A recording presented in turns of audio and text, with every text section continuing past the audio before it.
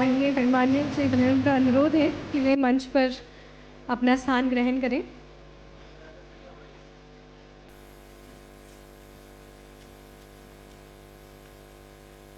आप सभी का बहुत बहुत धन्यवाद।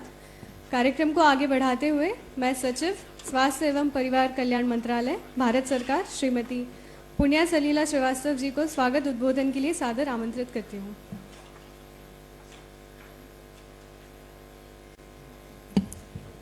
माननीय केंद्रीय स्वास्थ्य और परिवार कल्याण मंत्री तथा रसायनों और उर्वरक मंत्री श्री जगत प्रकाश नड्डा जी, माननीय मुख्यमंत्री पश्चिम बंगाल श्री शुभेंदु अधिकारी जी, हमारी माननीय राज्य मंत्री सुश्री अनुप्रिया पटेल जी, श्री मनोज कुमार अग्रवाल मुख्य सचिव पश्चिम बंगाल सरकार, डॉक्टर सुनील बरनवाल मुख्य कार्यपालक अधिकारी राष्ट्रीय स्वास्थ्य प्राधिकरण, श्री नारायण निगम जी प्रधान सचिव स्वास्थ्य पश्चिम बंगाल सरकार, भारत सरकार और राज्य सरकार से सभी मेरे सहयोगियों, यहाँ हमारे साथ बैठे सभी अतिथिगण और ऑनलाइन हमारे साथ जुड़े हुए सभी अतिथिगण, आज के इस समारोह में आप सबका बहुत बहुत स्वागत है।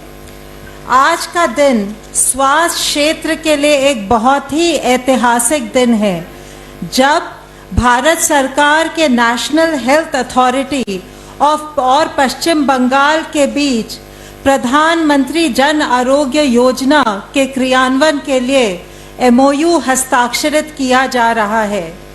यह क्षण ऐतिहासिक इसलिए भी है चूंकि भारत के 35 राज्यों और केंद्र शासित प्रदेशों के साथ पश्चिम बंगाल के लाभार्थियों को भी प्रधानमंत्री जन आरोग्य योजना का लाभ मिलेगा।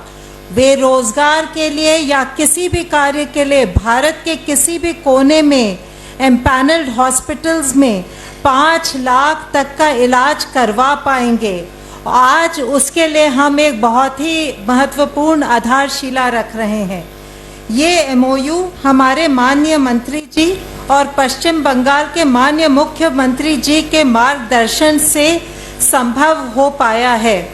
मैं आप सबको अवगत कराना चाहूँगी कि 23 मई को माननीय केंद्रीय मंत्री जी और माननीय मुख्यमंत्री जी के बीच बैठक हुई, जिसमें 3,500 करोड़ का नेशनल हेल्थ मिशन, राष्ट्रीय स्वास्थ्य मिशन का एनवेलप अप्रूव किया गया था और 528 करोड़ का पहला ट्रांच रिलीज किया गया था। इससे मैं आई एम श्योर कि जो पश्चिम बंगाल है वहां पे कोष्ठकाठिन्य हेलो हेलो देखছেন তো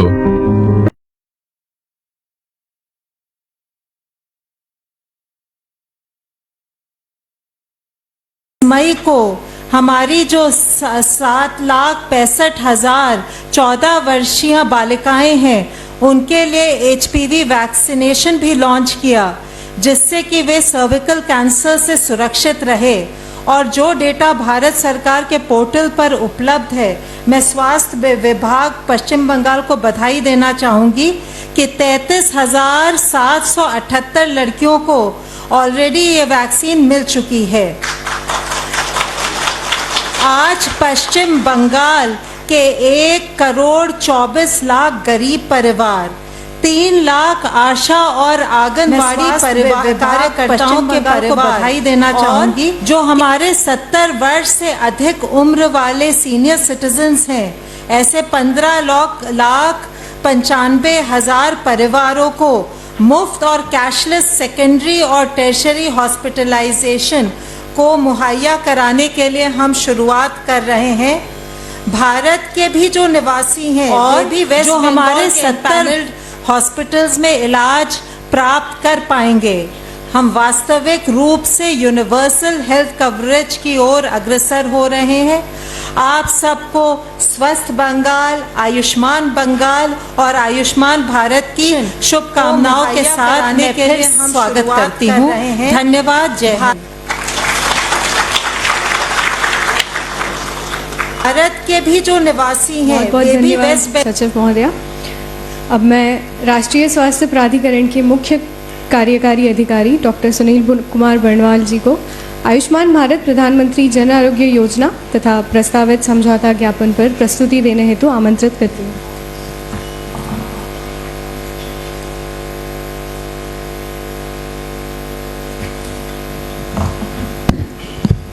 आज के इस एमओयू साइनिंग समारोह पर स्वास्थ्य प्राधिकरण के मंच मुख्य पर उपस्थित कार्यकारी अधिकारी माननीय डॉक्टर स्वास्थ्य सुनील मंत्री श्री कुमार बर्णवाल जी को, पश्चिम बंगाल के माननीय मुख्यमंत्री श्री शुभेंदु अधिकारी जी, माननीय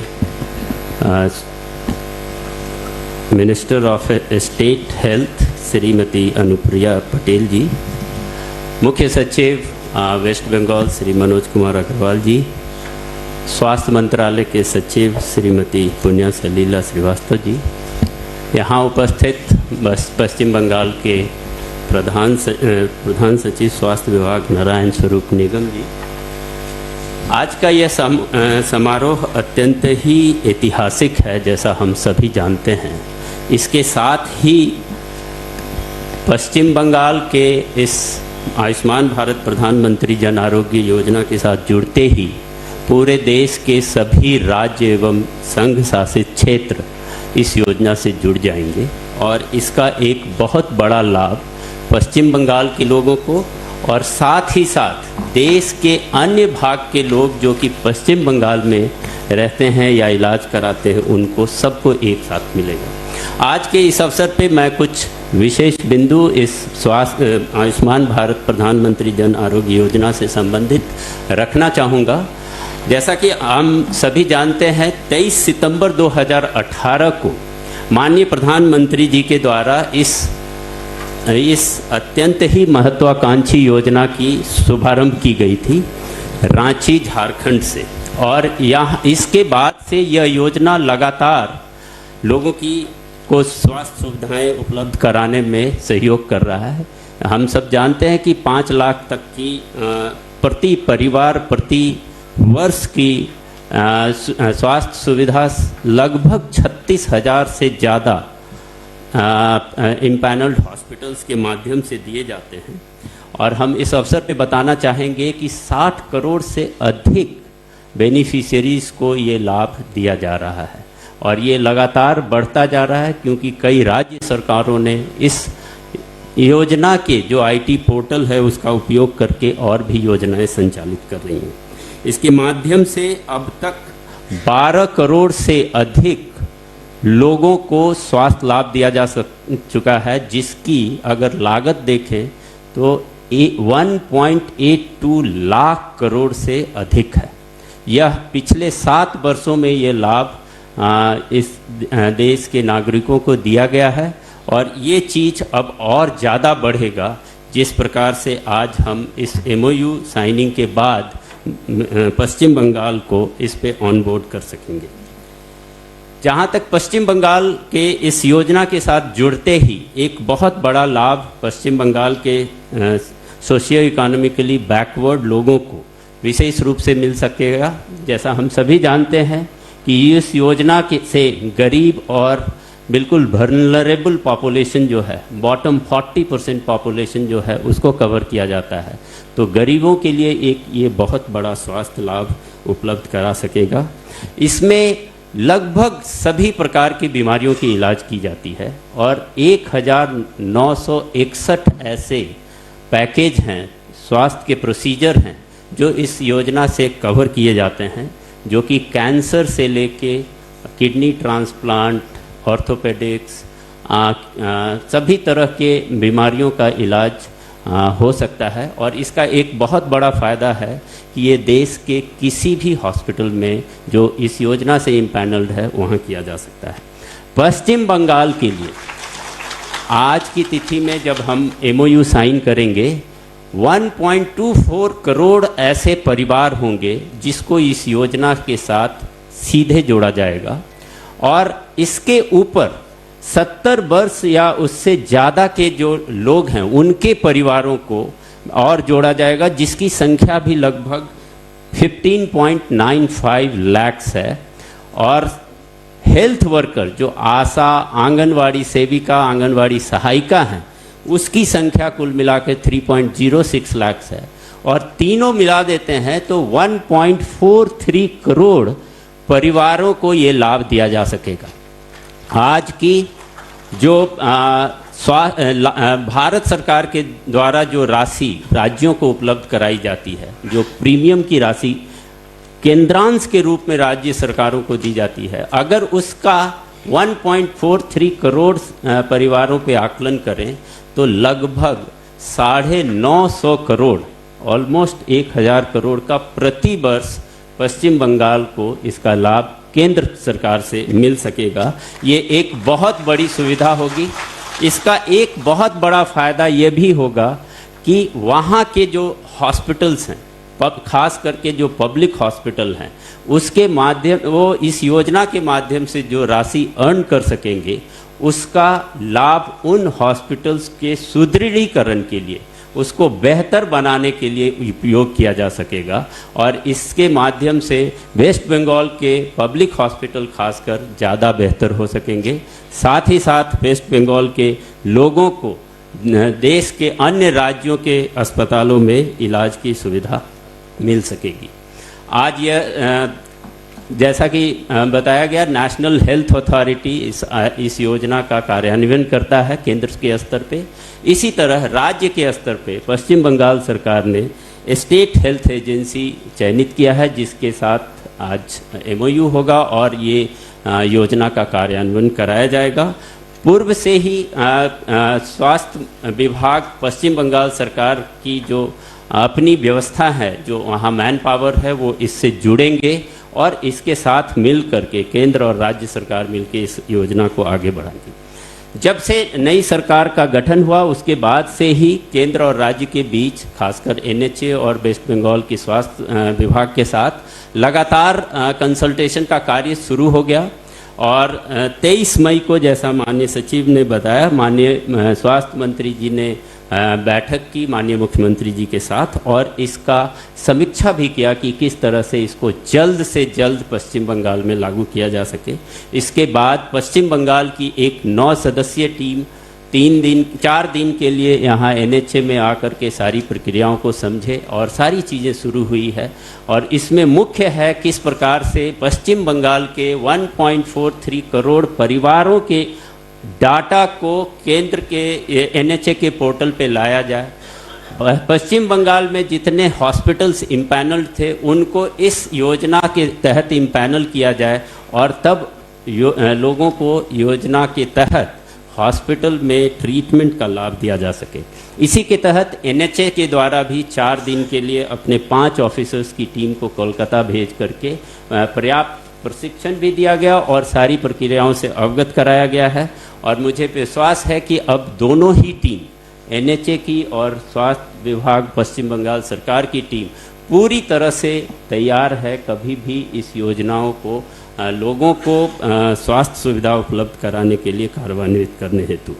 तो ये सारी व्यवस्थाएं हैं। इसके तहत जहाँ तक केंद्र के स्तर पे हम सभी प्रकार की गाइडेंस उपलब्ध कराते हैं, हर चीज़ के लिए ऑपरेशनल गाइडलाइन उपलब्ध है और ये एक बहुत ही रोबस्ट IT प्लेटफॉर्म है जिसके माध्यम से इस योजना का कार्यान्वयन किया जाता है और इसमें सभी तरह के लेटेस्ट टेक्नोलॉजी का उपयोग किया गया है और एक्सट्रीमली इंटेलिजेंट सिस्टम इसके साथ बिल्ड किया गया है।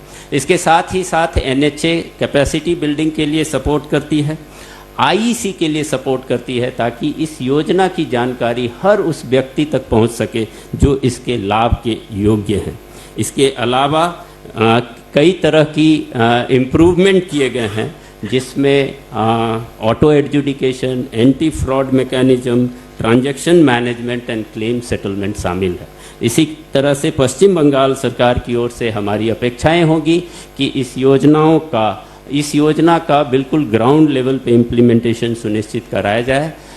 जितने हेल्थ बेनिफिट पैकेज है उसकी पूरी न केवल IEC बल्कि वो हर जो व्यक्ति इसके लिए इसके योग्य है उस तक उसकी सुविधा उपलब्ध कराई जाए।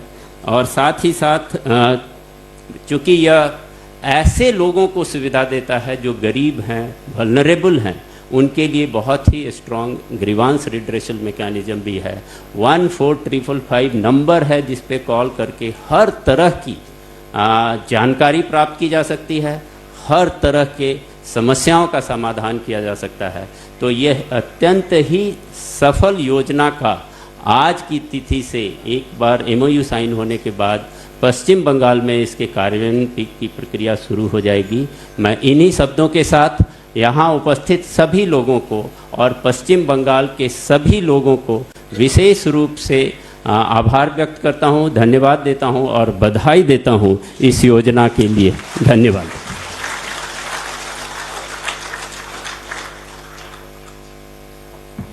बहुत बहुत धन्यवाद सर। अब मैं पश्चिम बंगाल सरकार के मुख्य सचिव श्री मनोज कुमार अग्रवाल जी को अपने विचार व्यक्त करने हेतु सादर आमंत्रित करती हूँ।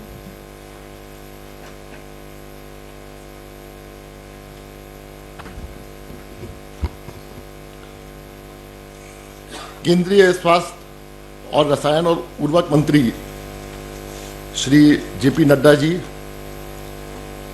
पश्चिम बंगाल के मुख्यमंत्री श्री शुभेंदु अधिकारी जी, केंद्रीय राज्य मंत्री श्रीमती अनुप्रिया पटेल जी, सचिव भारत सरकार स्वास्थ्य कल्याण मंत्रालय मुन्ना सलीला श्रीवास्तव जी और सुमित बरनवाल जी, आज पश्चिम बंगाल के लिए बहुत ही ऐतिहासिक दिन है।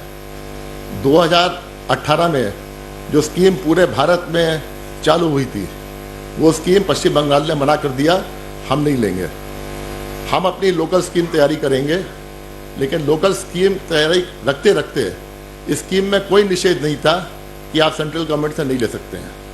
तो पश्चिम बंगाल के 11 करोड़ लोग इस स्कीम से वंचित रहे और जब नई गवर्नमेंट बनी तो माननीय मुख्यमंत्री जी ने एक डिसीजन लिया कि जितनी सेंट्रल गवर्नमेंट स्कीम्स हैं जो स्टेट में इम्प्लीमेंट हो सकती हैं, जो पब्लिक के लिए हैं, उन सबको आपको ऑनबोर्ड करना पड़ेगा। तो इस तरह की परिसेवा है जिसे कहते हैं प्रथम सुख दे माया, हेल्थ इज वेल्थ। माननीय मुख्यमंत्री जी ने निर्देश दिए हैं डिपार्टमेंट को कि आप जाइए, दिल्ली जाइए, बातचीत कीजिए और जो जो स्कीम है उनको आप लेके आइए। तो उसमें एक VC भी हुई, वीडियो कॉन्फ्रेंस हुई माननीय मुख्यमंत्री जी की और माननीय स्वास्थ्य मंत्री जी की, भारत सरकार की, जिसमें जितनी स्कीमें हम लोग की पेंडिंग थी सब पे डिसीजन हुआ और धीरे धीरे करके एक एक स्कीम हम लोग के पास ऑनबोर्ड हो रही है। तो आज जो है वेस्ट बंगाल के 11 करोड़ लोगों को एक नई स्कीम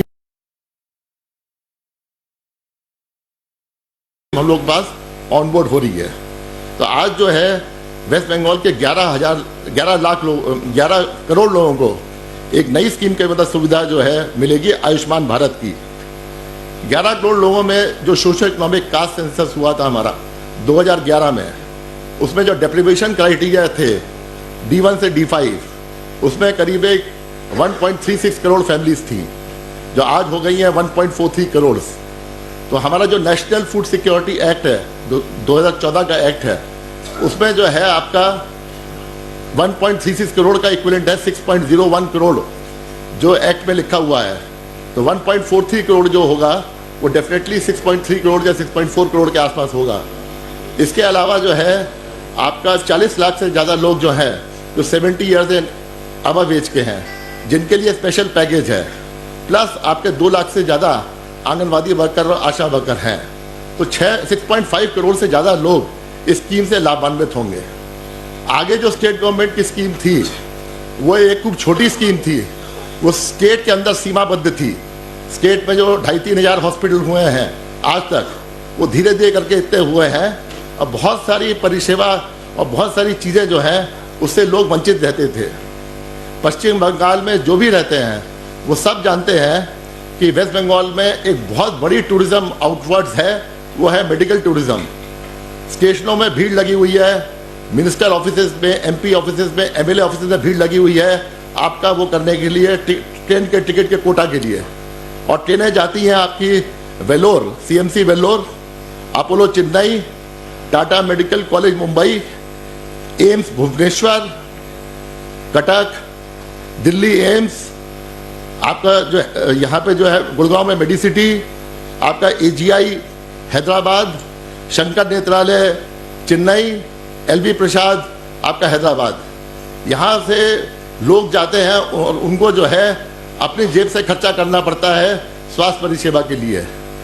ये स्कीम जब आ जाएगी तो इन तरह के लोग जो हैं वो जो ये सब हॉस्पिटल हैं और अच्छे हॉस्पिटल जो वेस्ट बंगाल के आसपास हैं जो स्कीम के अंतर्गत हैं, जहाँ पे प्राय 42,000 हॉस्पिटल हैं, जिसमें प्राय 18-19,000 गवर्नमेंट के हैं और उतने ही प्राइवेट हैं, इन सब की सुविधा का उपभोग कर पाएंगे ये सब लोग।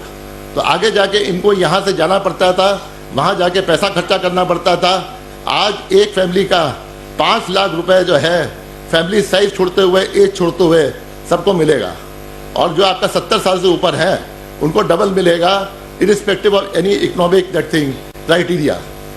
इसके अलावा जो है आपका जो सिस्टम होगा वो टोटल ट्रांसपेरेंट होगा। माननीय मुख्यमंत्री जी ने पहले दिन से बोल दिया कि जितनी भी डायरेक्ट बेनिफिशियरी स्कीम होंगी, हर एक स्कीम का फील्ड इंक्वायरी होगा। हर एक स्कीम में जो है इंक्वायरिंग ऑफिसर जो है साइन करेगा, अपना डेजिग्नेशन लिखेगा, अपना नाम लिखेगा, और जो रिपोर्ट होगी उसकी हमारी वेबसाइट में अपलोड होगी। हर एक स्कीम की बेनिफिशियरी लिस्ट अपलोड होगी। कोई भी पब्लिक हो पूरे वेस्ट बंगाल में बाहर दे सकती है कि किस बूथ में, किस पंचायत में, किस ब्लॉक में, किस सब डिवीजन में, किस डिस्ट्रिक्ट में, किस म्यूनिसिपैलिटी में, किस कॉर्पोरेशन में कौन कौन स्कीम के अंतर्गत आ रहे हैं, नहीं आ रहे हैं। उसका कंप्लेंट हो सकता है कि ये इनका नहीं होना चाहिए था, इनका हुआ, और जिसका नहीं है ड्यू टू सम रीजन और द अदर रीजन, उसको बोल सकते हैं कि आप यहाँ पे आ सकते हैं, आप आइए इसमें, और वो अप्लाई करके जुड़ सकते हैं। तो ये जो है मार्गदर्शिता जो है माननीय मुख्यमंत्री जी ने हम लोग को दिया है, और ये इस तरह खाली ये स्कीम नहीं, सब स्कीम में कोई स्कोप नहीं रहेगा मैनिपुलेशन का।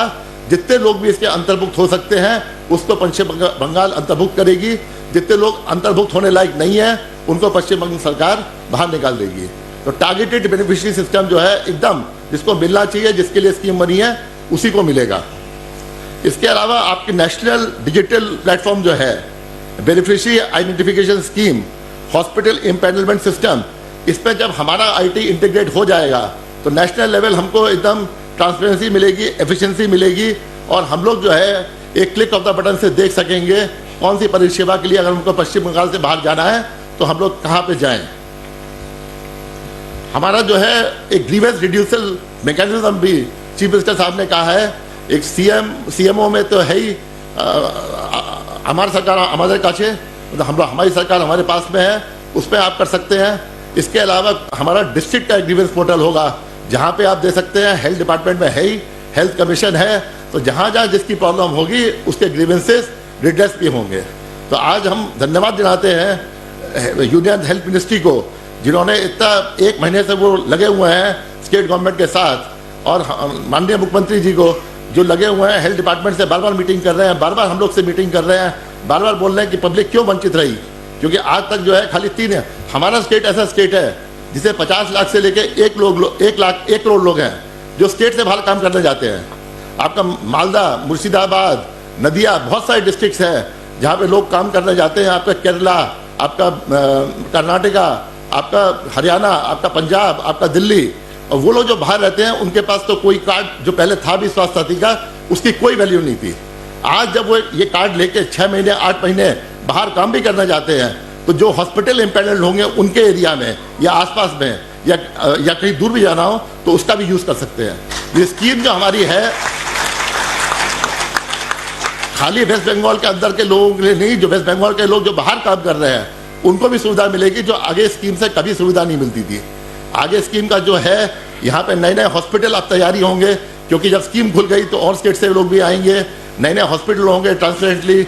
और हम लोग तो ये कोशिश करेंगे हेल्थ का जितना इंफ्रास्ट्रक्चर है जितना स्ट्रॉन्ग कर सके, मजबूत कर सके, क्योंकि हेल्थ इज वेल्थ जो है। आगे मैंने कहा था आपसे, अगर स्वास्थ्य ठीक रहेगा तो आपका इकोनॉमिक डेवलपमेंट मल्टीप्लायर इफेक्ट होगा, इकोनॉमिक डेवलपमेंट और तेज होगा। मैं वेस्ट बंगाल एडमिनिस्ट्रेशन की तरफ से, ब्यूरोक्रेसी की तरफ से आश्वासन देता हूँ ऑनरेबल यूनियन हेल्थ मिनिस्टर के, honourable minister of state health को, कि पूरा हमारा प्रशासन एकजुट होकर, जितना हमारा सिविल एडमिनिस्ट्रेशन है, हेल्थ एडमिनिस्ट्रेशन है, जितना भी हमारे लोग हैं एकदम नीचे स्तर से ऊपर तक सब लग जाएंगे कि स्कीम को एकदम ट्रांसपेरेंटली ऑनबोर्ड करने के लिए, ताकि सबको परिसेवा अच्छी मिले।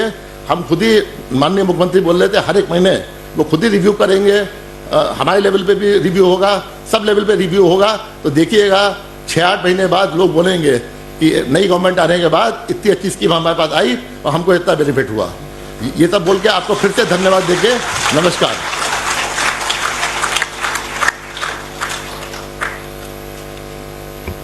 बहुत बहुत धन्यवाद मुख्य सचिव महोदय। अब मैं माननीय राज्य मंत्री स्वास्थ्य एवं परिवार कल्याण तथा रसायन एवं उर्वरक मंत्रालय भारत सरकार श्रीमती अनुप्रिया पटेल जी को अपने विचार रखने हेतु सादर आमंत्रित करती हूँ।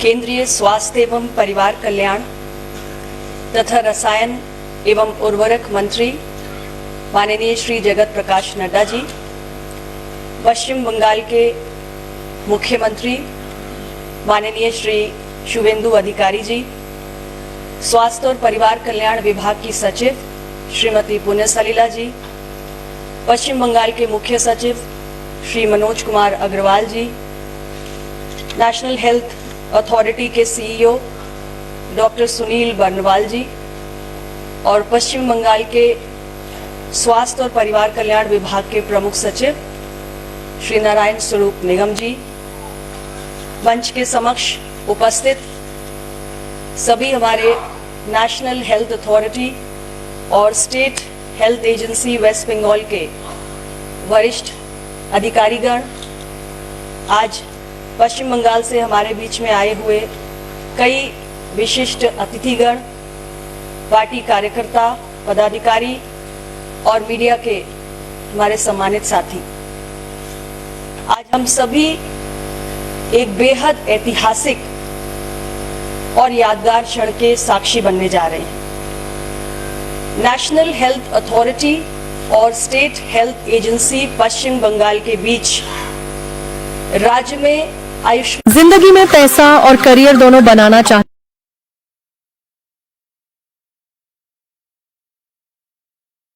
वाला एमओयू ये महज एक कागजी औपचारिकता नहीं है, बल्कि पश्चिम बंगाल की करोड़ों करोड़ जरूरतमंद और गरीब जनता के जीवन में होने वाले एक बहुत अहम बदलाव की शुरुआत है। मैं आज के इस अवसर पर पश्चिम बंगाल के माननीय मुख्यमंत्री जी को बहुत बहुत बधाई देती हूं कि उनकी सरकार ने अपने राज्य में भारत सरकार की इस योजना को लागू करने का ये निर्णय किया है। और साथ ही राज्य की जनता का भी अभिनंदन करती हूं कि अब उन्हें प्रधानमंत्री नरेंद्र मोदी जी के नेतृत्व वाली एनडीए सरकार के तहत स्वास्थ्य और परिवार कल्याण मंत्रालय की इस अत्यंत जन कल्याणकारी योजना का लाभ मिलने जा रहा है। इस एमओयू के साइन होने के साथ ही अब देश के अन्य राज्यों के समान पश्चिम बंगाल भी इस योजना के दायरे में आ जाएगा। और जैसे हमारे देश के तमाम राज्यों में आयुष्मान भारत प्रधानमंत्री जन आरोग्य योजना, जो इस दुनिया की सबसे बड़ी हेल्थ इंश्योरेंस स्कीम है, और उसके तहत आज 62 करोड़ लोग लाभान्वित हो रहे हैं, जिसमें न केवल हमारी सबसे निचली, सबसे गरीब, सबसे जरूरतमंद 40% आबादी सम्मिलित है, बल्कि देश के अंदर 70 वर्ष की उम्र से अधिक के सभी बुजुर्ग भी शामिल हैं। और यहां तक कि इसकी जद में जो हमारे फ्रंटलाइन हेल्थ केयर वर्कर्स हैं, आशा, आंगनवाड़ी और सामाजिक रूप से असुरक्षित जो हमारे गिग वर्कर्स हैं, ये सभी लोग शामिल हैं। और इन सबको 5 लाख रुपए के मुफ्त इलाज की सुविधा इस योजना के तहत दी जा रही है। और एक बहुत बड़ा संबल इस योजना ने हमारे देश के इन 62 करोड़ लोगों को प्रदान किया है। मैं एक प्रसिद्ध मेडिकल जर्नल द लैंसेट के अध्ययन का उल्लेख करना चाहती हूं, जिसमें यह दर्शाया गया है कि कैसे आयुष्मान भारत प्रधानमंत्री जन आरोग्य योजना के लागू होने के उपरांत देश में गंभीर बीमारियों के इलाज और विशेषकर से कैंसर जैसी बीमारी के समय पर इलाज की जो टेंडेंसी है, जो मामले हैं, उसमें कई प्रतिशत की वृद्धि हो गई। आप यूं समझिए कि देश के अंदर बड़ी संख्या में ऐसे परिवार थे जो निम्न मध्यम वर्गीय परिवार हैं, मध्यम वर्गीय परिवार हैं। यदि किसी भी सदस्य को कोई गंभीर बीमारी हो जाती थी तो इलाज को टालने का काम वो परिवार करता था, क्योंकि उनकी जेब में पैसे नहीं होते थे। लेकिन आयुष्मान भारत प्रधानमंत्री जन आरोग्य योजना के लागू होने के उपरांत आज ऐसा कोई भी व्यक्ति, देश का कोई भी नागरिक जो इस योजना से लाभान्वित है और गंभीर बीमारी से पीड़ित है, वो समय रहते इलाज कराता है। और इसका लाभ ये हो रहा है कि कोई भी बीमारी गंभीर स्वरूप नहीं धारण कर रही है, जिससे एक आम नागरिक की तकलीफें भी कम हो रही हैं। और जो हमारे देश के बड़े बड़े अस्पताल हैं, उन पर बोझ भी कम हो रहा है। ये लैंसेट की स्टडी में दर्शाया गया है। और आज 2018 में लागू होने के उपरांत इस देश के अंदर हम 44 करोड़ लोगों के आयुष्मान कार्ड बना चुके हैं। 12 करोड़ से ज्यादा लोग इस योजना के तहत हॉस्पिटलाइजेशन का, इलाज का लाभ भी ले चुके हैं।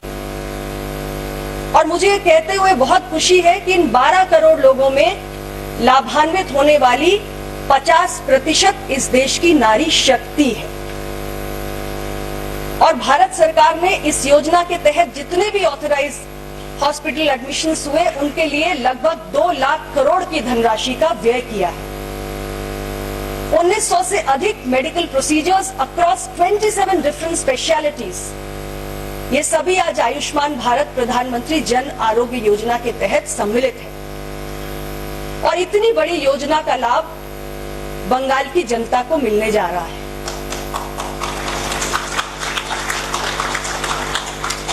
ये दुर्भाग्य की बात है कि पश्चिम बंगाल में पूर्ववर्ती सरकार ने 1 करोड़ 43 लाख परिवारों को, यानी 6 करोड़ से अधिक अपने राज्य के नागरिकों को महज राजनीतिक द्वेष और दुर्भावना के चलते भारत सरकार की इतनी बड़ी लाभकारी योजना से वंचित रखा।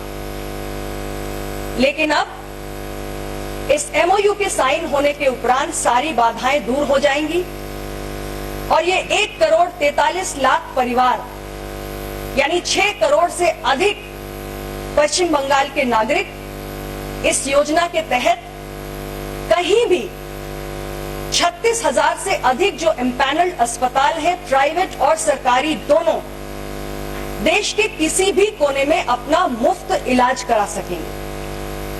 और इसका सबसे बड़ा लाभ, अभी मुख्य सचिव जी कह रहे थे कि ऐसे बहुत सारे जिले हैं, मालदा, मुर्शिदाबाद, नादिया, यहां से पश्चिम बंगाल के नागरिक निकलकर देश के कोने कोने में जाते हैं। मुंबई, बेंगलुरु, चेन्नई, केरला, कई जगह काम की खोज में जाते हैं। और जो नेशनल पोर्टेबिलिटी फीचर इस योजना के तहत निहित है, उसका सबसे बड़ा लाभ इस माइग्रेंट पॉपुलेशन को, ये प्रवासी जो हमारे नागरिक है पश्चिम बंगाल के, उनको मिलने जा रहा है कि देश के किसी भी कोने में वो काम करने के लिए जाए, यदि उन्हें इलाज की आवश्यकता है और उनके पास आयुष्मान भारत योजना का कार्ड है, तो किसी भी एम्पैनल्ड अस्पताल में वो अपनी इच्छा के अनुरूप अपना इलाज करवा सकते हैं।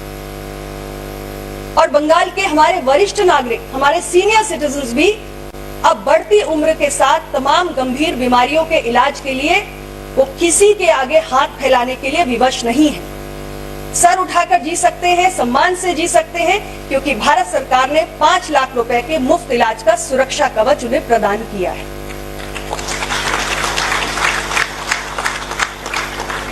यहां मैं ये भी कहना चाहूंगी कि अगर हम केवल देश के पूर्वी और पूर्वोत्तर हिस्से की बात करें, तो आयुष्मान भारत योजना के 62 करोड़ बेनिफिशियरी में लगभग 15.5 करोड़ का बेनिफिशियरी बेस केवल पूर्वी और पूर्वोत्तर क्षेत्र में है। और कोलकाता के पास एक बहुत बड़ा पोटेंशियल भी है और एक बहुत बड़ी अपॉर्चुनिटी, एक सुनहरा अवसर है कि इतने बड़े बेनिफिशियरी बेस के लिए एक मेडिकल सर्विसेज हब के रूप में उभर सकता है। पश्चिम बंगाल के तमाम गवर्नमेंट हॉस्पिटल्स के पास एक बहुत सुनहरा अवसर है कि इस पूरे क्षेत्र के जो हमारे पात्र मरीज हैं उनका इलाज करके भारत सरकार से अतिरिक्त धनराशि प्राप्त कर सकते हैं, जिससे वो अपने पब्लिक हेल्थ इंफ्रास्ट्रक्चर को पहले से कहीं अधिक सुदृढ़ भी कर सकते हैं। तो ये एक ऐसी योजना है जिसमें पश्चिम बंगाल की महान जनता का कल्याण निहित है। और मैं आप सभी को यही कहना चाहती हूं कि भारत सरकार आज सिर्फ एक ही नीति पर काम कर रही है और वो नीति है leaving no one behind, universal health coverage. ये हमारा कमिटमेंट है। देश के हर एक नागरिक को गुणवत्तापूर्ण और किफायती स्वास्थ्य सेवा समय पर उपलब्ध कराना, ये हमारे लिए कोई कागजी विषय नहीं है, बल्कि ये हमारा मॉरल कमिटमेंट है। और आज प्रधानमंत्री नरेंद्र मोदी जी के नेतृत्व वाली सरकार अपने हर वादे को कागजों से उतारकर अमली जामा पहनाने के लिए जानी जाती है। और पश्चिम बंगाल में भी वहां के 11 करोड़ नागरिकों को यूनिवर्सल हेल्थ कवरेज सुनिश्चित हो, यह हमारा संकल्प है। स्वस्थ बंगाल से स्वस्थ भारत का निर्माण हो, ऐसी हमारी कोशिश है, ऐसी हमारी मंशा है। और यहाँ पर नेशनल हेल्थ अथॉरिटी के साथ साथ स्टेट हेल्थ एजेंसी के जितने भी ऑफिसर्स बैठे हुए हैं, हालांकि चीफ सेक्रेटरी साहब ने भरोसा भी दिलाया। मैं आपको यही कहना चाहती हूँ कि इस एमओयू को साइन करने के बाद हमारा काम खत्म नहीं होता, बल्कि हमारा असली काम अब शुरू होता है। इस योजना को जन जन तक पहुंचाना, तेज गति के साथ आयुष्मान कार्ड्स बनाना, ज्यादा से ज्यादा अस्पतालों का एम्पैनलमेंट करना, लोगों को इलाज मिल सके, क्वालिटी हेल्थ केयर मिल सके और उनके जेन्युइन ग्रीवेंसेस को हम हल कर सके। आज के बाद से हम सभी की यही कोशिश होनी चाहिए। तो मैं आप सभी को यही अपील करूंगी कि हम सभी इस योजना का, जिसका उद्देश्य इतना पुनीत है, हम उसे धरातल पर उतार के पश्चिम बंगाल की जनता के साथ न्याय करें और भारत सरकार की इस योजना से उन्हें लाभान्वित करें। आप सबको पुनः बहुत बहुत बधाई। पश्चिम बंगाल की जनता का पुनः बहुत अभिनंदन, बहुत बहुत धन्यवाद। जय हिंद।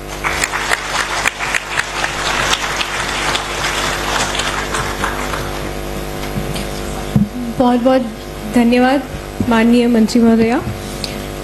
देवियों और सज्जनों, अब हम कार्यक्रम के सबसे महत्वपूर्ण चरण की ओर बढ़ रहे हैं। आयुष्मान भारत प्रधानमंत्री जन आरोग्य योजना के पश्चिम बंगाल राज्य में क्रियान्वयन हेतु राष्ट्रीय स्वास्थ्य प्राधिकरण और पश्चिम बंगाल सरकार के मध्य समझौता ज्ञापन पर हस्ताक्षर और एमओयू का आदान प्रदान किया जाएगा। मैं राष्ट्रीय स्वास्थ्य प्राधिकरण के मुख्य कार्यकारी अधिकारी डॉक्टर सुनील कुमार वर्णवाल जी तथा पश्चिम बंगाल सरकार के स्वास्थ्य विभाग के प्रधान सचिव श्री नारायण स्वरूप निगम जी से अनुरोध करती हूं कि वे मंच पर आकर एमओयू का आदान प्रदान करें।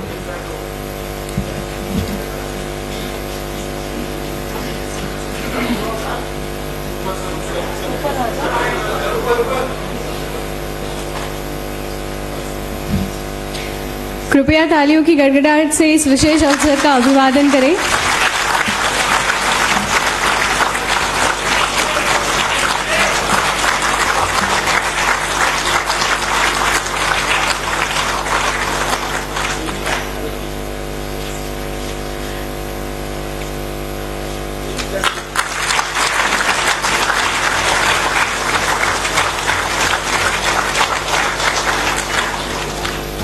बहुत बहुत धन्यवाद सर। अब मैं पश्चिम बंगाल सरकार के माननीय मुख्यमंत्री श्री सुवेंदु अधिकारी जी से निवेदन करती हूं कि वे इस महत्वपूर्ण अवसर पर अपना मार्गदर्शक संबोधन प्रदान करें।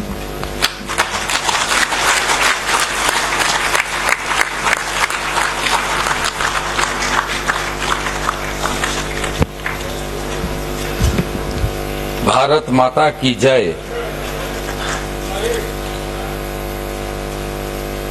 मान्यवर भारत सरकार की लोकप्रिय मंत्री,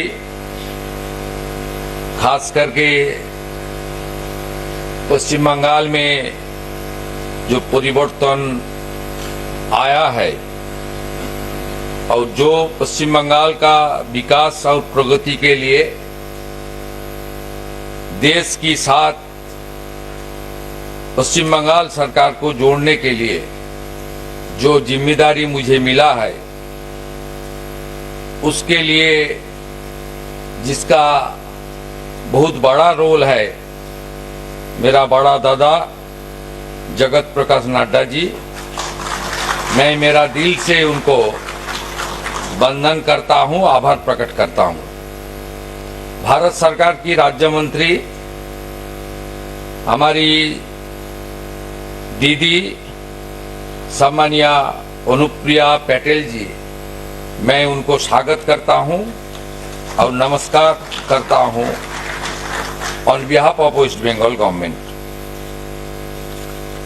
हमारी भारत सरकार की स्वास्थ्य सचिव माननीय पुण्या सलीला जी, मैं उनको धन्यवाद देता हूं। हमारी सरकार का 1 महीना पूरा नहीं हुआ, 9 तारीख 1 महीना पूरा होने वाला है। इतना जल्दी उनकी दफ्तर हमारी पश्चिम बंगाल सरकार की हेल्थ डिपार्टमेंट का साथ ये काम कर दिया, इसलिए उनको नेतृत्व में भारत सरकार की हेल्थ डिपार्टमेंट का हर अधिकारिक को मैं पश्चिम बंगाल सरकार की ओर से तहे दिल से आभार प्रकट करता हूं। हमारी चीफ सेक्रेटरी जिन्होंने बंगाल सरकार का हमारी जो ब्यूरोक्रेसी है, हम लोग जो डिसीजन ले रहा हूं उसको इम्प्लीमेंट करने का काम कर रहा है, माननीय मनोज अग्रवाल जी। हमारी एनएचए के सीईओ जिन्होंने काफी विस्तार से किस तरीके से पश्चिम बंगाल का पिछले सरकार जिनको जनता ने उखाड़ के फेंका, उन्होंने आयुष्मान भारत सहित भारत सरकार की नरेंद्र मोदी जी का नेतृत्व में जितने सारा फैसिलिटी था उसमें किस तरीके से उन्होंने जोड़ने के लिए इनकार भी किया। काफी विस्तार से डॉक्टर सुनील कुमार बर्नल जी उन्होंने बताया, मैं उनको धन्यवाद देता हूं।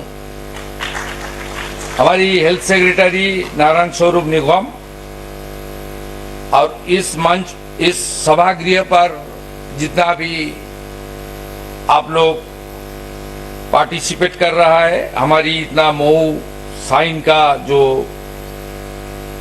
अभी कुछ देर पहले हुआ है, उसमें आप सब लोग इतना हर्षोल्लास का साथ हम लोग को साथ दे रहा है, मैं सबको नमस्कार करता हूं। खास करके हमारी रामकृष्ण मोटो मिशन दिल्ली सेंटर से संत समाज आया है, उनका आशीर्वाद से बंगाल में एक राष्ट्रवादी सरकार हुआ है। मैं प्रणाम करता हूं रामकृष्ण मोटो मिशन दिल्ली का जितना भी संत महाराज है। हमारी पत्रकार मित्रों लोग यहाँ सब है और बंगाल में भी सब मीडिया आज का इस महत्वपूर्ण कार्यक्रम को सीधा प्रसारण कर रहा है।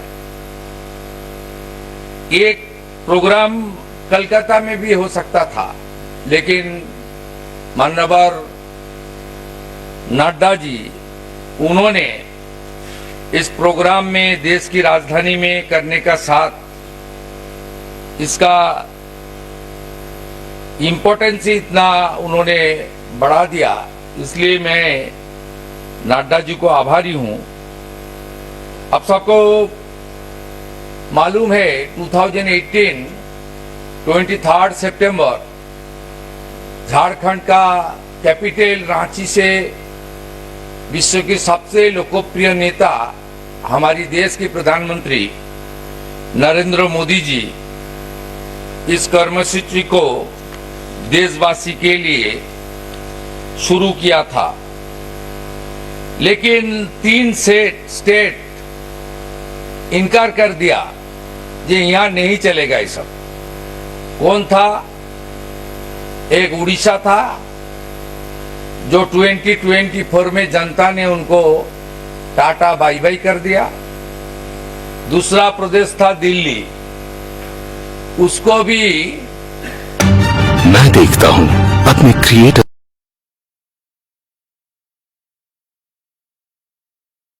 पश्चिम बंगाल, वहां भी वहां का जनता जनार्दन ने ये जो विकास विरोधी सरकार थे उसको खत्म कर दिया।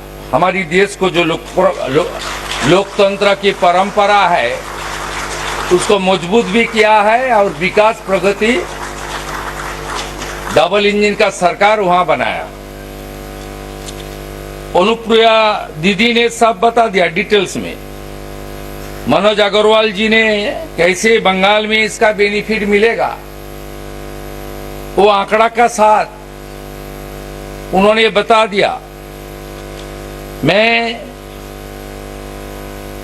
केंद्रीय स्वास्थ्य दफ्तर का साथ हमारी इस 1 महीने के अंदर लोकप्रिय मंत्री नड्डा जी का गाइडेंस में क्या क्या काम हम लोग डिस्कशन किया और जमीन में उतारने का काम किया, उसमें ऊपर 2-4 बिंदु रखना चाहता हूं।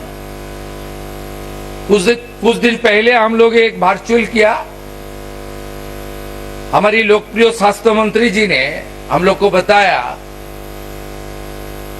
ये नेशनल हेल्थ मिशन, इसमें पिछले 2 आर्थिक वर्ष में बंगाल सरकार कोई काम भी नहीं किया। जो गाइडलाइन यहां से भारत सरकार भेजा था वो भी लागू नहीं किया। ये लोग का सोच जो पिछले वाला थी, उनका सोच आप समझ लीजिए। आयुष्मान मंदिर लिखा हुआ था, बोलो मंदिर क्यों लिखा गया नहीं करूंगा। सोच किस तरीके से थी।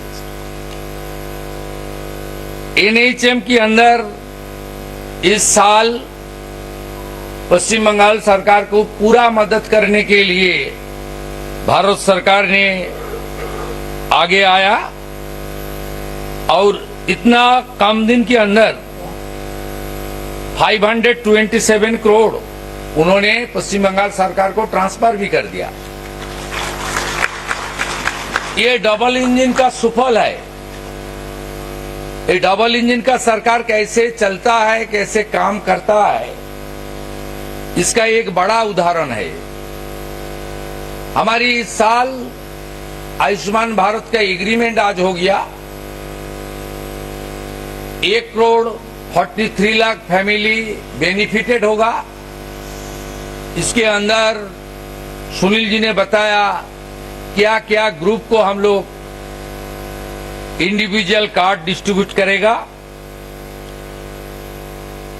और नड्डा जी का दफ्तर, अनुप्रिया दीदी का दफ्तर 976 करोड़ उन्होंने सेंट्रल का जो हिस्सा है वो भी एलोटेट कर दिया बंगाल के लिए। इसलिए भाषण और पेपर्स नहीं, जमीन में काम को किस तरीके से उतारना चाहिए, मोदी जी का नेतृत्व में भारत सरकार एक सब काम कर रहा है। उन्होंने एडवाइस दिया था हमारी 14 इयर्स का जो बहन है, बेटी है, HPV वैक्सीनेशन चालू करे। पूरा देश में फरवरी महीने में कंप्लीट हो गया, फरवरी मार्च में। बंगाल में जो सरकार को जनता ने रिजेक्ट कर दिया वो ये भी चालू नहीं किया। 7.5 लाख से ज्यादा वैक्सीन का डोज अलॉट हुआ, लेकिन वैक्सीनेशन प्रोग्राम चालू नहीं किया। हम लोग ने इसको चालू कर दिया। ये आंकड़ा भी बता दिया, सुनील जी ने बताया कि किस तरीके से बंगाल सरकार HPV वैक्सीनेशन का काम कर रहा है। टीबी मुक्त भारत, उसके ऊपर हमारी सांसद विधायक को कैसे जोड़ना चाहिए, उसका एडवाइस भी ऑनरेबल हेल्थ मिनिस्टर ने हम लोग को दिया था। वो भी हम लोग पिछले सैटरडे हमारी सचिवालय में व्हाट्सएप करके 80% से ज्यादा एमपी एमएलए आप सब में जुड़ा है, हम लोग कर दिया। हमारी अपील है, हम लोग प्रपोजल भेज रहा है 467 प्रधानमंत्री जन औषधि केंद्र, उसको आप जल्दी जल्दी उसको परमिशन मिल जाए तो पश्चिम बंगाल की जो हमारी इकोनॉमिकली वीक जनता है उनको थोड़ा राहत मिल जाएगा। इसका बाद भी माननीय प्रधानमंत्री जी की ओर से नड्डा जी का नेतृत्व में हेल्थ डिपार्टमेंट में जिस तरीके से नया नया कार्यक्रम उनका शुरुआत हुआ, उसका भी लाभ कैसे बंगाल को मिले और हमारी 23, 24, 25, 26 फाइनेंशियल ईयर में जो राशि पिछले बंगाल सरकार की नॉन कोऑपरेशन की वजह से बंगाल की हेल्थ डिपार्टमेंट और जनता को वंचित रहना पड़ा, उसको भी आप लोग थोड़ा रिएम्बर्समेंट कर दीजिए तो हम लोग हेल्थ सेक्टर में काफी काम कर सकता हूं। आज का इस कार्यक्रम में जो आयुष्मान भारत में पूरा देश में मिल रहा है, আমি পশ্চিম বাংলার জনগণকে বাংলাতে জানাচ্ছি যে তারা আমাদেরকে দেখছেন, আমাদের কথা শুনছেন। 2018 সালে শুরু হওয়া এই কর্মসূচিতে ভারতবর্ষে এখনো পর্যন্ত আয়ুষ্মান ভারতের ব্যক্তিগত কার্ড বিতরণ হয়েছে 44 কোটি। মোট 31 মে 2026 পর্যন্ত 36,193টি হসপিটাল এতে যুক্ত হয়েছে, যার মধ্যে প্রাইভেট হসপিটাল আছে 16,557। এখনো পর্যন্ত পশ্চিমবঙ্গে প্রচার আছে আয়ুষ্মান ভারতের কার্ডে নাকি সুযোগ সুবিধা পাওয়া যায় না। আমি পশ্চিমবাংলার সম্মানীয় জনগণের উদ্দেশ্যে জানাই, মাননীয় মোদিজির নেতৃত্বে ভারত সরকার 12.17 কোটি হসপিটালে ভর্তি হওয়া মানুষকে 1.82 লক্ষ কোটি টাকা এখনো পর্যন্ত দিয়েছেন এই কর্মসূচিতে, যেটা থেকে পশ্চিমবঙ্গ গত 8 বছর বঞ্চিত হয়েছে শুধু রাজনীতির কারণে। এর মধ্যে 49% আয়ুষ্মান কার্ড মহিলাদের জন্যই অনুমোদিত হয়েছিল, আর হসপিটালে যারা উপকৃত হয়েছেন তাদের মধ্যে 49% মহিলা রয়েছেন। তাই 8 বছর ধরে যেভাবে আপনারা বঞ্চিত হয়েছেন, বর্তমান রাষ্ট্রবাদী ডবল ইঞ্জিন সরকার আপনাদের আয়ুষ্মান ভারতে যুক্ত করার মধ্য দিয়ে দ্রুত গোটা ভারতবর্ষের নাগরিকরা যে সুবিধা পেয়েছেন 12 কোটি 17 লক্ষ, আপনারাও আগামী দিনে সেই সুযোগ পাবেন। ইতিমধ্যে আরো প্রায় 1100টি প্রাইভেট হসপিটাল পশ্চিমবঙ্গের एम्पैनलमेंट হওয়ার জন্য প্রসেসের মধ্যে আছেন। मैं सुनील जी को, जिन्होंने एनएचए का मुख्य आधिकारिक है, स्पेशली रिक्वेस्ट कर रहा हूं, ये एम्पैनलमेंट का जो मौका है, क्राइटेरिया जो फुलफिल कर रहा है उनको तुरंत एम्पैनलमेंट कर दीजिए, इसमें अच्छा लाभ मिलेगा। माननीय चीफ सेक्रेटरी ने बताया हमारी बंगाल में बेरोजगारी बहुत ज्यादा है। 1 करोड़ से आसपास की जनता अपने कमाई के लिए माइग्रेंट लेबर के नाते बंगाल की बाहर काम कर रहा है। ये आयुष्मान भारत की कार्ड और बेनिफिट बंगाल के अंदर सीमित नहीं रहेगा। कश्मीर से कन्याकुमारी तक जितना भी हॉस्पिटल गवर्नमेंट और प्राइवेट में एम्पैनल्ड है, सब हॉस्पिटल में आप लोग को ये सुविधा मिलेगा। इस हॉल में बहुत सारा बंगाल का आदमी है जो बंगाल में उनका रेसिडेंस है, वोटर लिस्ट में नाम है, आधार कार्ड है, दिल्ली में रहता है, उनको भी इसका बेनिफिट मिलेगा। मैं सबको इस कार्यक्रम में पार्टिसिपेट करने के लिए फिर एक बार नमस्कार करते हुए, खास करके respected mister JP Nadda, respected Anupriya Patel ji, please accept my best regards from the core of my heart. सब अच्छा रहिए। नमस्कार। जय हिंद। भारत माता की जय।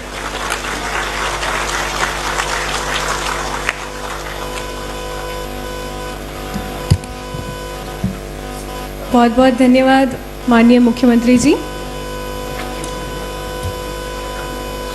जैसा कि आप सभी को स्मरण होगा, गत वर्ष दिनांक 10 अप्रैल 2025 को दिल्ली राज्य में आयुष्मान कार्ड वितरण के अवसर पर इसी विज्ञान भवन में आयोजित कार्यक्रम में मुख्य अतिथि के स्वरूप में माननीय केंद्रीय स्वास्थ्य एवं परिवार कल्याण तथा रसायन एवं उर्वरक मंत्री भारत सरकार श्री जगत प्रकाश नड्डा जी ने अपना वक्तव्य दिया था।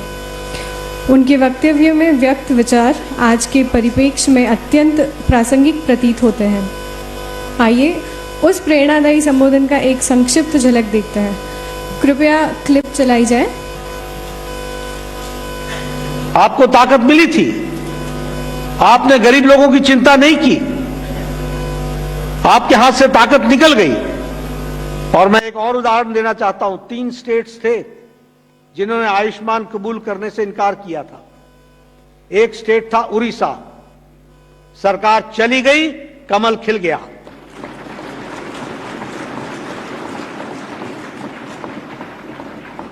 दूसरी स्टेट थी दिल्ली, सरकार चली गई, कमल खिल गया। अब एक रह गई है वेस्ट बंगाल, वहां भी कमल खिलेगा और सरकार जाएगी।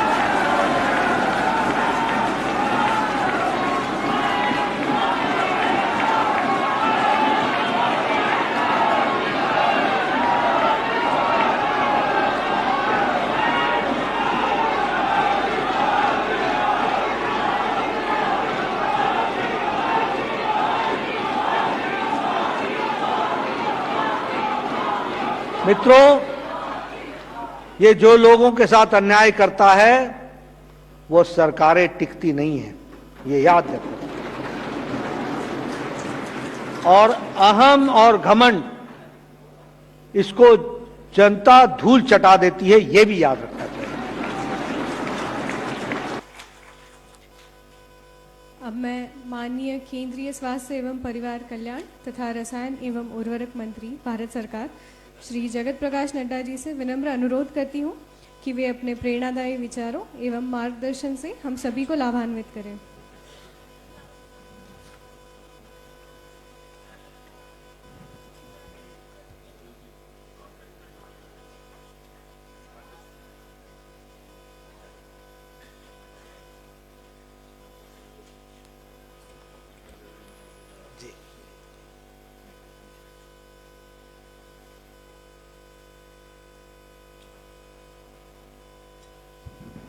आज के आयुष्मान भारत के एमओयू के साइनिंग के इस शुभ अवसर पर हम सबके बीच में विराजमान नवनिर्वाचित वेस्ट बंगाल, पश्चिम बंगाल के मुख्यमंत्री, मेरे वरिष्ठ साथी और हमारे भाई सम्माननीय शुभेंदु अधिकारी जी, भारत सरकार में मंत्री और हमारे साथ स्वास्थ्य मंत्री जी, हमारे वेस्ट बंगाल मुख्य सचिव चीफ सेक्रेटरी मनोज कुमार अग्रवाल जी, भारत सरकार में स्वास्थ्य मंत्रालय में सचिव श्रीमती पुण्य सलीला श्रीवास्तव जी, हमारे नेशनल हेल्थ अथॉरिटी के सीईओ श्री डॉक्टर सुनील बर्नवाल जी, हमारे प्रिंसिपल सेक्रेटरी वेस्ट बंगाल के नारायण स्वरूप निगम जी, हमारे ministry of health and family welfare के अधिकारीगण, नेशनल हेल्थ अथॉरिटी और स्टेट हेल्थ एजेंसी के अधिकारी, हमारे सम्माननीय रामकृष्ण मिशन के संतगण, देवी और सज्जनों, और हमारे मीडिया के साथी, प्रिंट मीडिया, इलेक्ट्रॉनिक मीडिया के मेरे साथी, मेरे लिए बहुत ही सौभाग्य की बात है कि आज मुझे इस ऐतिहासिक दिन में और इस ऐतिहासिक पल में अपने आप को शामिल करने का सौभाग्य मिल रहा है। मैं ये शब्दों में इसलिए नहीं कह रहा हूं, मैं भावना से कह रहा हूं, क्योंकि एक लंबी प्रतीक्षा के बाद आज वो घड़ी आई है जिसके लिए मैं लंबे समय से प्रयासरत था और जिसको शुभेंदु अधिकारी जी ने उसको कार्य रूप दिया है और आज सफल किया है। इसके लिए मैं बहुत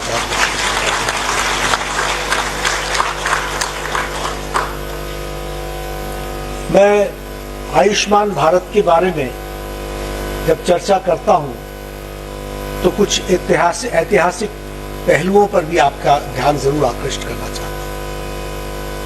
मुझे लंबे समय स्वास्थ्य मंत्रालय में आदरणीय प्रधानमंत्री मोदी जी के आशीर्वाद से काम करने का मौका मिला है। 2015 में भारत वर्ल्ड हेल्थ असेंबली का चेयर था। इसकी चेयरपर्सनशिप भारत को मिली थी और उस समय मैं स्वास्थ्य मंत्री के बतौर जेनेवा में वर्ल्ड हेल्थ असेंबली को एड्रेस भी किया था और चेयर भी किया था। उस वर्ल्ड हेल्थ असेंबली में उस समय की चर्चा थी यूनिवर्सल हेल्थ कवरेज, यूएचसी, एक बहुत बड़ा विषय था और मैं सोचता था कि क्या भारत कभी यूएचसी की बात सोच सकेगा, कभी यूनिवर्सल हेल्थ कवरेज के बारे में सोच सकेगा। मुझे एक प्रश्न था मेरे मन में कि यह कभी हो पाएगा। मैं जब भारत आया, लौटा, घर आया, तो मैंने आदरणीय प्रधानमंत्री से चर्चा की और हमने ये कहा कि हमको भी कुछ सोचना चाहिए।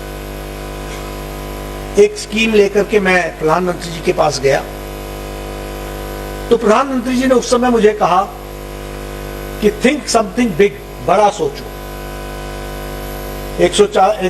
140 करोड़ का देश है और इसके बारे में जब हम चर्चा करते हैं तो हमें जो इम्पैक्टफुल इम्पैक्ट आ सके इस तरीके की हमको योजना लेके आनी चाहिए।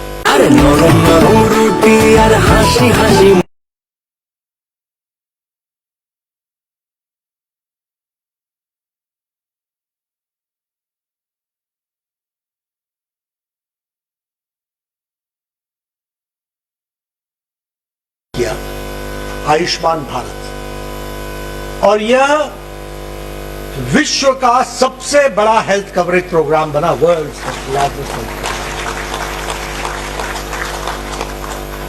मुझे याद है कि उसके बाद एक मीटिंग में world health assembly, world health organisation के डायरेक्टर जनरल डॉक्टर टेड्रोस ने कहा, mister Nadda, come and talk something about your Prime Minister and talk about your Ayushman Bharat.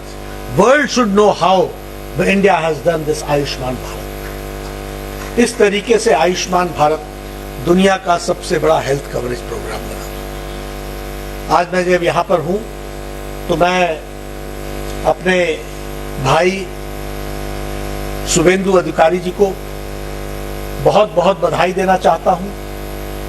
आदरणीय प्रधानमंत्री मोदी जी के नेतृत्व में और आपने जो जमीनी स्तर पर जो लड़ाई लड़ी, आज आपने वेस्ट बंगाल में सिर्फ हमारी सरकार बनाने के लिए मोदी जी के नेतृत्व में ही कार्य नहीं किया है, यह लड़ाई कोई किसी पार्टी तक नहीं सीमित है। यह लड़ाई देश की लड़ाई थी और इस लड़ाई में देश को सफलता मिली है, इसको हमको ध्यान में रखना चाहिए। मैं इसलिए कह रहा हूं क्योंकि मैं इसका चश्मदीद गवाह हूं। मैंने देखा है कि किस तरीके से दिन दिहाड़े मर्डर्स होते रहे और एफआईआर तक लॉन्च नहीं होती थी। हमने देखा है किस तरीके से दिन दहाड़े अपने पॉलिटिकल अपोनेंट्स को किस तरीके से स्टेट मशीनरी तंग किया करती थी। हमने देखा है कि लॉ एंड ऑर्डर किस तरीके से कॉम्प्रोमाइज होता था। मैं व्यक्तिगत रूप में भी उसका शिकार हुआ हूं। Having a security, even then I was also attacked. And at that point of time, no FIR was lodged. It was only on the insistence of the central government कि FIR lodge हुई थी। ये बंगाल हमने देखा है और बंगाल हमने वो भी देखा है जो घुसपैठियों का एंट्री पॉइंट था, देशद्रोहियों की एक्टिविटी का सेंटर बन गया था। आपने प्रधानमंत्री मोदी जी के नेतृत्व में इस बंगाल को एक आजादी दिलाई है, इसके लिए मैं आपको बहुत बहुत बधाई देता हूं।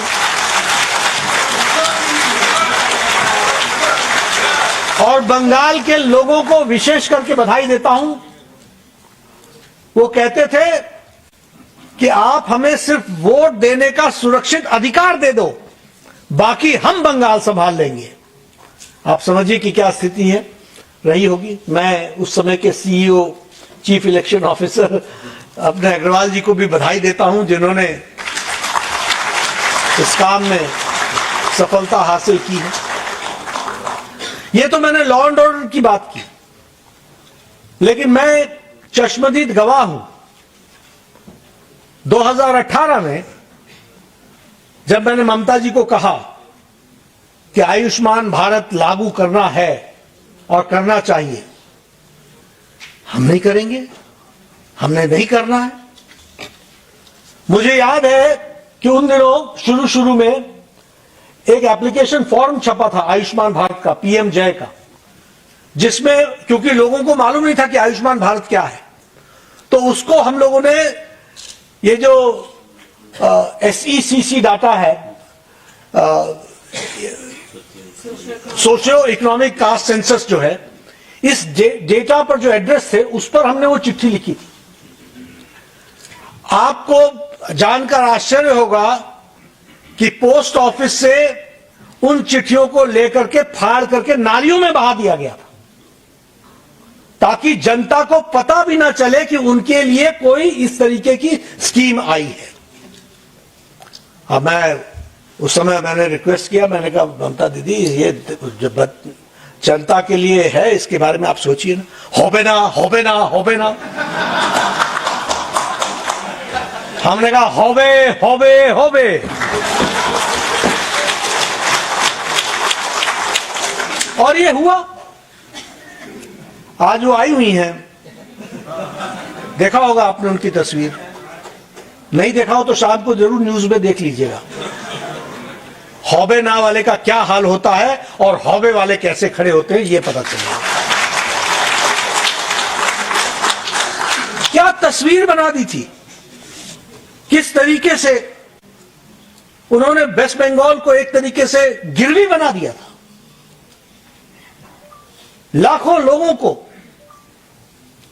लाखों परिवार को, करोड़ों लोगों को यह इस सुविधा से वंचित रखा था। और मैं आयुष्मान भारत को एक तरीके से भारत की आजादी के लिए प्रधानमंत्री मोदी जी का एक नायाब तोहफा मानता हूं, इसको हमको समझ लेना चाहिए। हमारे शुभेंदु जी लंबे समय से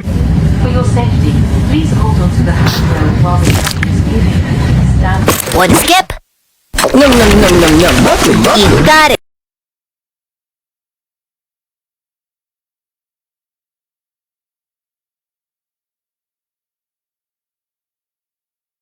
करते थे और कहते थे कि इसकी किडनी का ट्रांसप्लांट होना है, कृपया करके मुख्यमंत्री राहत कोष से कुछ पैसा दिलाइए। और वो एस्टीमेट लेकर के आते थे 3 लाख का। हम मुख्यमंत्री के पास जाते थे, मुख्यमंत्री बोलते थे भाई हमको सबको देना है, हम पूरा नहीं देंगे, हम 1 लाख दे देते हैं, बाकी आप इंतजाम करो। होता क्या था, वह 2 लाख इंतजाम कर नहीं पाता था, ये 1 लाख खर्च हो नहीं पाता था, और वह व्यक्ति के वो किसी काम नहीं आता था। किसी का बाईपास सर्जरी करानी होती थी, गरीब लोग, रिक्शा चलाने वाला, ऑटो रिक्शा चलाने वाला, लिफ्टमैन, ऐसे गरीब लोग जो जिनके घर में अगर बीमारी आ जाए तो समझो कि एक तरीके से डेथ वारंट आ गया है। बुजुर्ग बोलता था कि बच्चों की पढ़ाई मत रोको, मैं तो जाने वाला हूं, मेरे लिए क्यों इलाज में पैसे खर्च कर रहे हो, मैं तो हमारे यहां बोलते हैं औखे सौखे, जैसे तैसे मैं तो अपनी जिंदगी निकाल लूंगा, और निकल गई है मेरी जिंदगी, तुम बच्चों की पढ़ाई मत रोको। किसी घर में कैंसर हो जाता था तो वहां या तो जमीन बेचनी पड़ती थी या घर बिक जाता था। यह भारत ने 2018 से पहले देखा है, यह वास्तविकता है। मैं मेंबर पार्लियामेंट था, ब्रह्मपुत्रा में रहता था, मेरा लिफ्टमैन मुझे हमेशा ऊपर 8वीं मंजिल पर ले जाता था, और नीचे वो कभी हंसता नहीं था, मैं मुस्कुराने वाला, मैं हमेशा नमस्कार क्या हाल, लेकिन मैंने देखा कभी भी उसमें मुस्कुराहट नहीं आती। मैंने पता करवाया कि लिफ्टमैन को क्या है, तो पता चला कि लिफ्टमैन की वाइफ को हार्ट की प्रॉब्लम है और वो ऑपरेशन नहीं करा पा रहा है, इसकी उसको तकलीफ है। जब मैंने उससे बातचीत की, मैंने कहा जाओ राम मनोहर लोहिया हॉस्पिटल में आप एस्टिमेट बनवाओ, मैं कोई व्यवस्था करूंगा। मैंने किसी तरीके से वहां कॉर्पस फंड होता है, उसका उपयोग करते हुए उसको इलाज कराया। मैंने देखा कि एक आम आदमी के जिंदगी में एक हार्ट का पेशेंट घर में हो तो तकलीफ क्या होती है, और उसके बाद उसके जीवन में सुधार कैसे आता है, इसका हमने जीता जागता प्रमाण देखा। इसलिए और आज लगभग 1.78 लाख करोड़ 1.82 लाख करोड़ के लोगों को इलाज के लिए पैसे आदरणीय प्रधानमंत्री मोदी जी के द्वारा दिए जा चुके हैं। इसको हमको समझना चाहिए, ये आयुष्मान भारत है। और इसलिए अगर मैं आयुष्मान भारत की बात करूं तो मुझे लगता है कि यह सच में मानवता से प्रेरित यह स्कीम जो आज वेस्ट बंगाल में भी लागू होगी और उसके माध्यम से वेस्ट बंगाल की जनता को इसका लाभ मिलेगा, ये बहुत ही उत्तम कार्य है, जिस उत्तम कार्य में मुझे भी जुड़ने का सौभाग्य प्राप्त हो रहा है। मैं अपने आप को गौरवान्वित भी महसूस करता हूं और मैं अपने आप को एक तरीके से ईश्वर का आशीर्वाद भी मानता हूं कि मुझे ये स्कीम में अपने आप को जोड़ने का मौका मिला है। सब लोगों ने बता दिया है, आज लगभग इस स्कीम में जब 10 करोड़ 74 लाख परिवार से शुरू हुआ था, उसमें आज 70 साल को और जोड़ लेंगे, और अगर आशा वर्कर्स के 37 लाख परिवारों को जोड़ लेंगे तो कुल मिलाकर के और 6 करोड़ हम इंडिविजुअल्स को जोड़ लेंगे, तो इस तरीके से एक बड़ी संख्या में, एक आयुष्मान भारत में बड़ी संख्या में लोग जुड़ने वाले हैं और उसका लाभ उठाने वाले हैं। मैं यहाँ ये भी आपको बताना चाहता हूँ, खास करके पत्रकार बंधुओं को, क्योंकि कई बार ये चर्चा होती है कि इसका फर्क क्या पड़ा है। इसका फर्क ये पड़ा है कि आउट ऑफ पॉकेट एक्सपेंडिचर, यानी मेरे जेब से जो पैसा 2018 के पहले जो 62.6% खर्च होता था, आज वो 43.4% पर आकर रुक गया है। यानी इतना फायदा साधारण व्यक्ति को इसके माध्यम से मिला है, इसको भी हमको ध्यान में रखना चाहिए। अनुप्रिया जी ने आपको बता ही दिया कि लैंसेट की रिपोर्ट है कि अब कैंसर के मरीज का इलाज 90 दिन के अंदर, क्षमा कीजिएगा 30 दिन के अंदर कैंसर का इलाज 90% लोगों का भारत में हो रहा है। 90% लोगों का, ये छोटी घटना नहीं है। 90% of the people when they know that they are suffering from cancer, within 30 days उनका इलाज शुरू होता है। और ये हमारी रिपोर्ट नहीं है, लैंसेट की रिपोर्ट है, जिसको हमको समझना चाहिए और उसको ध्यान में रखना चाहिए। ये पहले बता दिया गया कि ये कैशलेस है, ये सीमलेस मैनर में होगा, फुल्ली डिजिटाइज है। हमें एक बात समझ लेनी चाहिए कि इसका सबसे ज्यादा लाभ किसको मिल रहा है, जिसके बारे में शुभेंदु अधिकारी जी ने चर्चा की। आज बंगाल के बहुत से माइग्रेंट लेबरर्स और माइग्रेंट लोग, कोई साउथ इंडिया में काम कर रहा है, हमारा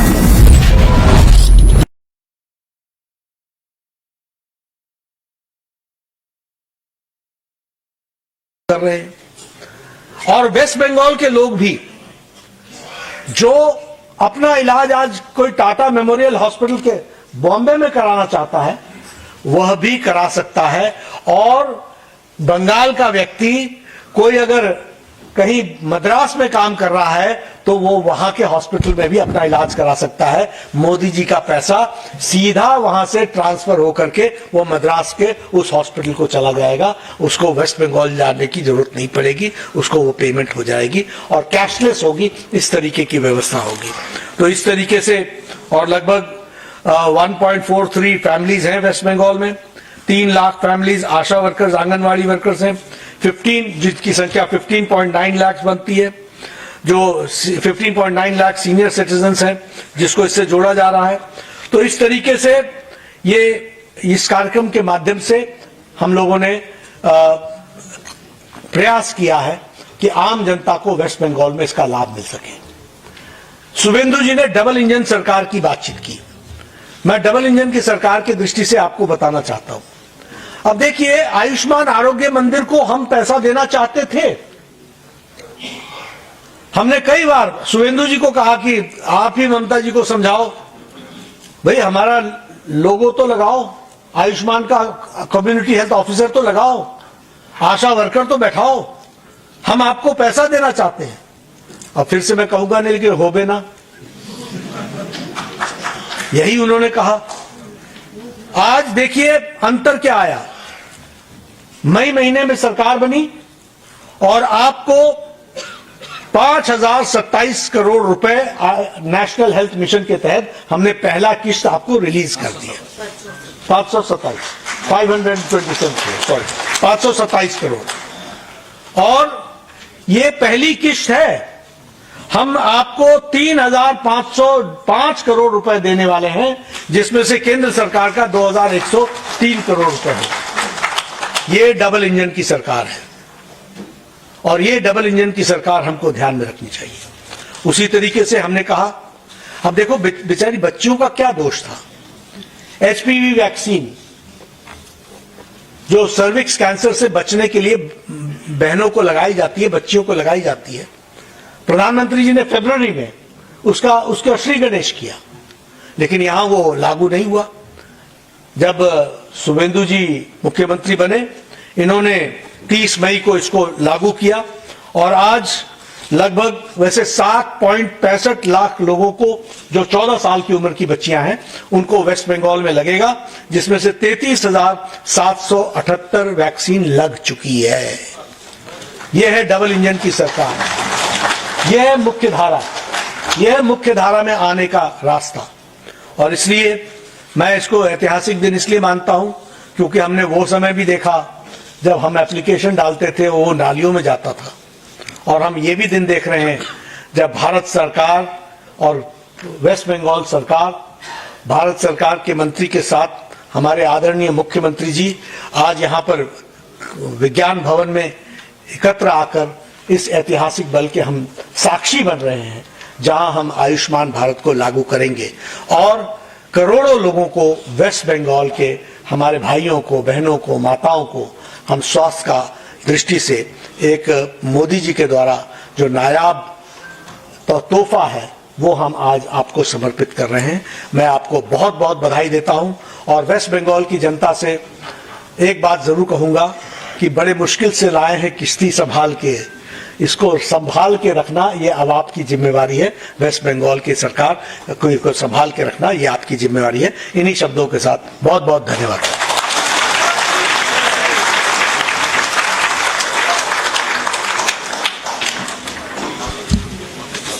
बहुत बहुत धन्यवाद माननीय मंत्री जी। अब मैं राष्ट्रीय स्वास्थ्य प्राधिकरण के मुख्य कार्यकारी अधिकारी डॉक्टर सुनील कुमार वर्णवाल जी से अनुरोध करती हूँ कि वे मंचासीन गणमान्य अतिथियों को राष्ट्रीय स्वास्थ्य प्राधिकरण की ओर से एक स्मृति चिन्ह भेंट करें। स्मृति चिन्ह भेंट किया जाए श्री जगत प्रकाश नड्डा जी, माननीय केंद्रीय स्वास्थ्य एवं परिवार कल्याण तथा रसायन एवं उर्वरक मंत्री जी। इन्हें स्मृति चिन्ह भेंट करें।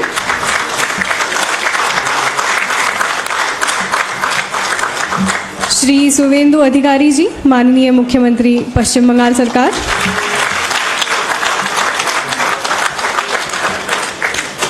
श्रीमती अनुप्रिया पटेल जी, माननीय राज्य मंत्री स्वास्थ्य एवं परिवार कल्याण तथा रसायन एवं उर्वरक मंत्रालय, भारत सरकार। श्री मनोज कुमार अग्रवाल जी, मुख्य सचिव, पश्चिम बंगाल सरकार।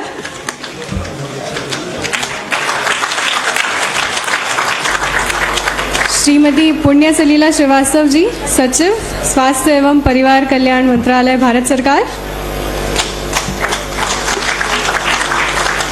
और श्री नारायण स्वरूप निगम जी, प्रधान सचिव, पश्चिम बंगाल सरकार।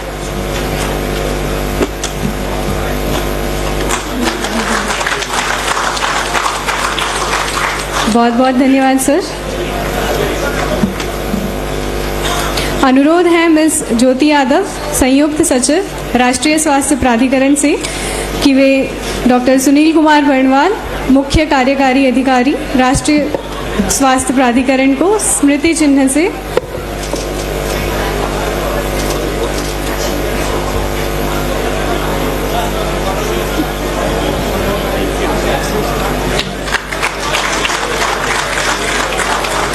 बहुत बहुत धन्यवाद। कार्यक्रम के समापन की ओर बढ़ते हुए मैं राष्ट्रीय स्वास्थ्य प्राधिकरण में संयुक्त सचिव मिस ज्योति यादव जी को धन्यवाद ज्ञापन के सादर आमंत्रित करती हूँ।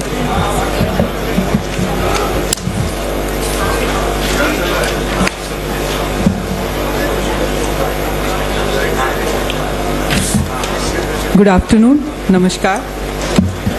जैसे ही हम आज के कार्यक्रम के समापन पर पहुंच रहे हैं, एनएचए की ओर से धन्यवाद प्रस्तुत करना मेरा सौभाग्य है। आज का यह समारोह स्वास्थ्य सेवा की पहुंच को मजबूत करने और नागरिकों के कल्याण में सुधार के साझा दृष्टिकोण को आगे बढ़ाने के लिए हमारे सामूहिक प्रयासों में एक महत्वपूर्ण मील का पत्थर है। राज्य में आयुष्मान भारत प्रधानमंत्री जन आरोग्य योजना को लागू करने के लिए एनएचए और पश्चिम बंगाल सरकार के बीच इस समझौता ज्ञापन पर हस्ताक्षर होना उसी दिशा में एक महत्वपूर्ण कदम है। इस क्रम में मैं सबसे पहले माननीय केंद्रीय स्वास्थ्य एवं परिवार कल्याण और रसायन एवं उर्वरक मंत्री श्री जगत प्रकाश नड्डा जी को उनके निरंतर नेतृत्व के लिए हम सब की ओर से हार्दिक आभार व्यक्त करती हूँ।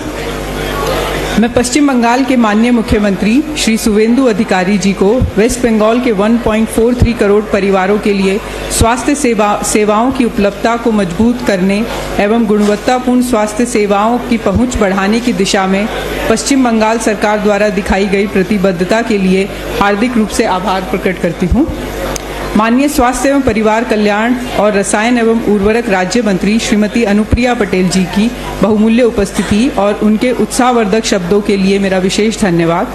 मैं भारत सरकार के स्वास्थ्य और परिवार कल्याण मंत्रालय की सचिव सुश्री पुण्या सलीला श्रीवास्तव के प्रति भी अपना आभार व्यक्त करना चाहती हूँ, जिनका मार्गदर्शन और सहयोग इस पूरी प्रक्रिया में अत्यंत महत्वपूर्ण रहा है।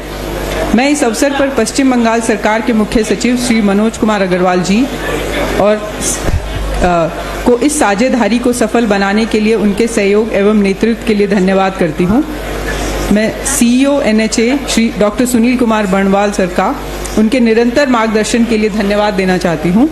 केंद्र और राज्य दोनों सरकारों के सभी अधिकारियों और कर्मचारियों के लिए धन्यवाद के विशेष शब्द, जिन्होंने पर्दे के पीछे रहकर अथक परिश्रम किया और इस प्रयास को सफलतापूर्वक संपन्न करने में अपना अमूल्य योगदान दिया।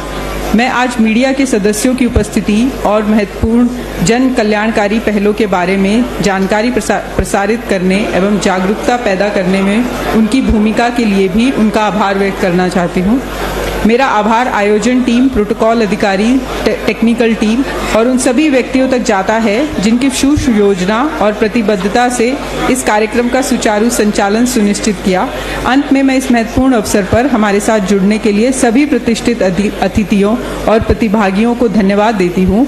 आपकी उपस्थिति ने आज के इस कार्यक्रम का गौरव बढ़ाया और यह हमारी स्वास्थ्य प्रणाली को मजबूत करने और हमारे नागरिकों के जीवन को बेहतर बनाने के लिए हमारी साझा प्रतिबद्धता है। धन्यवाद।